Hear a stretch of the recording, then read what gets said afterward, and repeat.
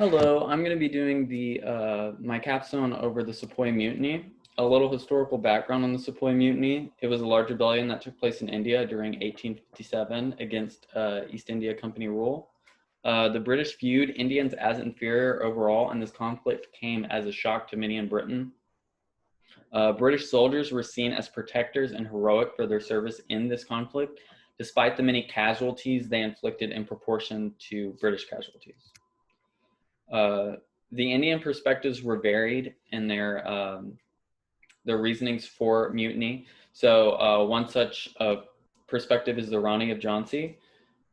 She was a victim of the doctrine of lapse, which led her to mutiny. It eventually she lost her holdings due to the doctrine of lapse, and she petitioned the EIC to return them to her, but they did not comply, and that eventually led to her joining the mutiny. What's specifically interesting about her is that she was a woman, and so this is a woman leading in the Sepoy Mutiny, which is interesting to me. Another one is the Nana Saheb. He was a leader of the mutiny. He provided financial incentives to soldiers to mutiny and was against his perception of the EIC that they were Christianizing Indian soldiers. Another was the statement of Muhammad Ali Khan. His was interesting because he had joined the EIC for honorable service, but hated the men he served under and described them as insolent, arrogant, and selfish. He overall viewed Europeans as unfit to rule India and saw many of his superiors in the EIC as inferior men. Now, in opposition to all of this, the expression of loyalties by sepoys, these were sepoys that supported the British and denounced those that were rebelling. Now, in opposition to the varied views of Indians, the British were a little bit more monolithic in their view of this conflict.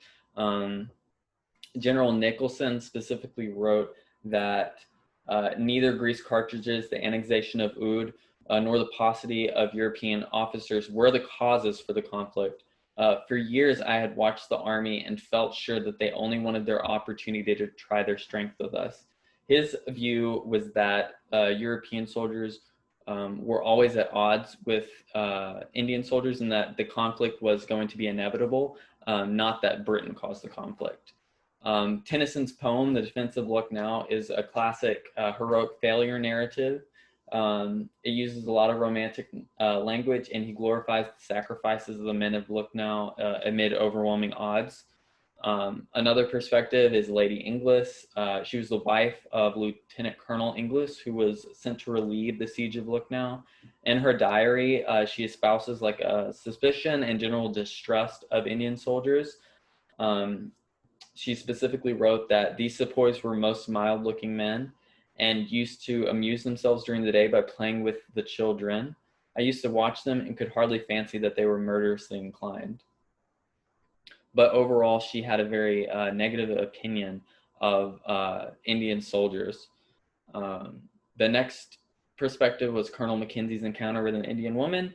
He encountered this woman en route to relieve Kanpur. She was brandishing a weapon and tried to stop Mackenzie on his march. He did not see her as a threat, and he recalled the story in kind of a lighthearted manner. This just kind of goes to show that they didn't take Indian women seriously at the time, and also that they viewed Indian women who were in the rebellion as not a threat. One of the most interesting British perspectives was the Saturday Review. It was a paper at the time, and it explains a lot of how the British were viewing the conflict. It specifically writes that the obedient, docile sepoy has turned against the European master and shot him down like a dog. Not content with the murder of his master, he has massacred the wife and children of the white man. This is the type of perspective in general that the people of Britain were getting at the time of the war, and it clearly puts the blame of the conflict on Indians and brands them as savage.